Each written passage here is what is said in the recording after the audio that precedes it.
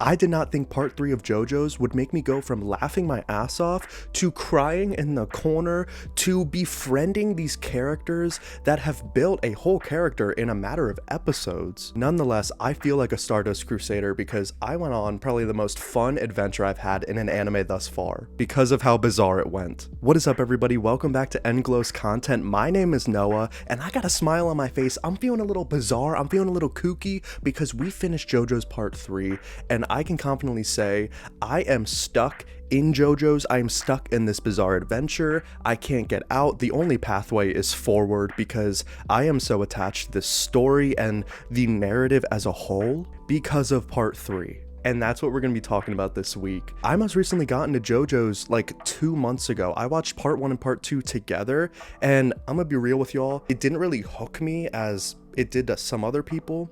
I think because I have a bunch of my friends who were pushing me to watch this story, and they were saying how the power system kind of changes in part 3, things are a little bit different, the narrative shifts. So I kind of had that in the back of my mind while I was also formulating my own opinion. I still enjoyed part 1 and 2, but part 3 is where it sold it for me. So I go into part 3, and I'm gonna be honest, I didn't like Jotaro at all. He was so mean. He was cocky. He was kind of an ass in the beginning. And then all of a sudden, old man Joseph comes in. And then we're meeting Avdol too. The characters that really sold me were Polnareff and Kakyoin. Because goddamn, were they written so freaking well. For me going into part 3 blindly, I really liked where the narrative was going of how Dio basically was taking control of these people with stands and they were villains in a way. And we saw that with Kakyoin first and then Polnareff. So in my mind, I was just like, are they villains? Like I don't know how to feel about them. And of course the JoJo saved them and they joined their group to heal Jotaro's mom, Holly. And I love that that was the end goal, the entire story. They established that right in the beginning. We had that group and they set on the entire adventure. Did I know where the adventure was gonna go? No, but that's what made it so much fun. I felt like I was getting like treated every episode. Like I was getting a big Thanksgiving meal because there was a villain every episode. I'm finally understanding what stands are because they made them the power system in part 3. It felt right. Everything was connecting. And wow, they make some damn good villains in this show. And I finished part 3 in a month. Honestly, I'll take it because my friends were saying it's the longest part and they're like, oh, it's hard to get through. I went through it so fast. And I think it's because I was so connected to these characters. Polnareff's my favorite character of all time in part 3. What also sold me in the beginning was the heart each character has. I mean, for a quarter of the story, you thought Avdol was really dead. And Polnareff was so affected by it, and when I heard his backstory, that's what got me, that's what sold me. I was like, wow, he's my favorite character right now.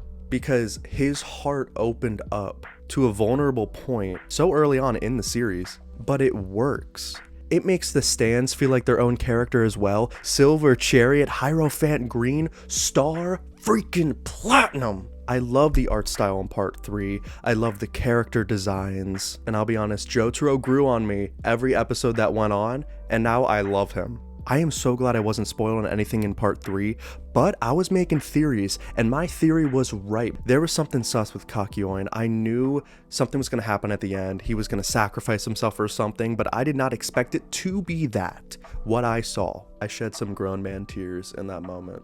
But before that, I was shedding grown man tears for Iggy and Avdol because they actually died too. None of that was expected. But those last 10 episodes, the way the narrative elevated even more, was my favorite part. We're literally leveling up each episode, fighting these mini stands each and every way, getting more powerful as time went on. Because we knew the final fight was going to be Dio, and that's what I love so much, is because they teased him every so couple episodes. Whenever one of our Stardust Crusaders was doing a 1v1, he'd have his little scene, and I'm like, damn, I'm so excited to see Dio. And I was not spoiled for his stand, because holy heck, the world, excuse me, time stops, excuse me. I'm gonna give credit to my friends. So what you're telling me is that when Polnareff was frozen in time on that staircase, Dio was picking up his body and moving him all the way down there and back and doing it over and over again, because that's kind of iconic. Jotaro and Joseph define what it means to be a JoJo and what it means to have these powers and how to use them effectively. That's what I love about this story too, is that you have these insanely strong people that could easily one-shot anything in their path, depending. But that's not the JoJo motto, they don't do that. Some of my favorite 1v1 scenes have got to be from Polnareff. He was about to bite the dust 20 freaking times in part 3. He had so many 1v1 moments, I'm like, god damn, can he breathe? Can he get a break? Also, that whole Joseph and Avdol moment where they were stuck together, if you know, you know, cause oh my god. Once the Dio's world was introduced, and they changed that intro, cue the reaction. Never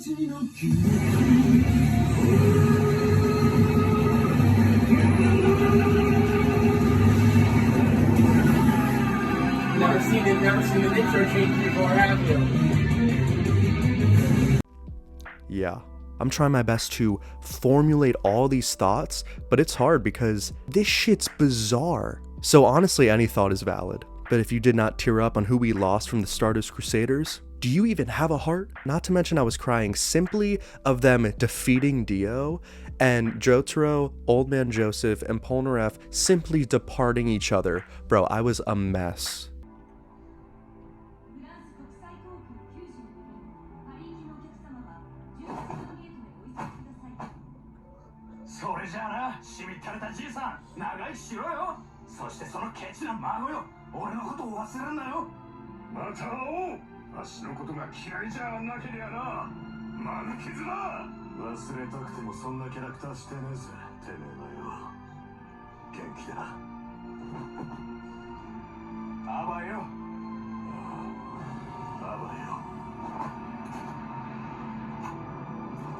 And it doesn't help that once we finish part 3, my friends and I made me start part 4 right away. The tear running down his face and he's already... Good morning! Straight to part 4, baby! And I may or may not be 18 episodes into part 4 already. Part 4 is going to be a whole nother video. I think what really hits me the most is that Kakyoin literally found out how to defeat Dio before he died. He found out the solution, like was anyone else going to realize? Doesn't help that his backstory happened right before he died. I'm like about to tear up just talking about this because in the last 10 episodes, it really brought these themes of friendship, acceptance, and overall love to characters that needed it the most. And that was Kakyoin. He wanted to be loved and accepted, and I resonate with that so much. And I think that's why a lot of people have him as his favorite characters, because he's so relatable. He seems like such a simple character, but he's so complex. He wanted to be loved and accepted, and he was with the Stardust Crusaders. And we saw that full circle in his final moments. Dio did him so dirty by freezing time and doing that whole entire action. It broke my heart. I'm just so grateful to see those themes I mentioned filter through Jotaro as well, and Joseph, and Polnareff. For everyone that still lived through part 3, they're carrying on that legacy, and it makes them even stronger characters. And I'm already seeing that with Jotaro in part 4, because he's being a huge influence on Josuke. What did we think of part 3? Let me know down below. And also let me know who your favorite character is, and your favorite villain besides Dio, because I would have picked him. Darby the Gambler and Player, I believe those are the 2 different versions. They're the brothers. Those were my favorite episodes. I can't get out of my head seeing Polnareff on a coin for that first time, and I'm like, holy shit. And that baseball episode, that literally one of my favorite episodes. Avdol needed more time though. I feel like he barely got any screen time. Also, Iggy is an underdog and the GOAT. And I'm so sorry I did trash him in the beginning. But once he had that backstory, I'm gonna be honest, tears were shed. When him and Avdol bit the dust, tears were shed even more. So far, part 3 is my favorite out of the first 3 parts. Because it felt like I was a Stardust Crusader too. I felt like I had a stand. That's how immersed I was in this narrative. Am I gonna be shook in part 4? Because it's already seeming like it's peak as well. Thank you so much for watching this week's video. And also leave a comment down below on what other anime I should be talking about. If you haven't seen my last couple reviews and reactions of past animes I did in the last month, such as the ending of Demon Slayer Season 3, Season 2 of Vinland Saga, and much more to come. Subscribe to stay up to date on anime content, and I'll see you all in the next video.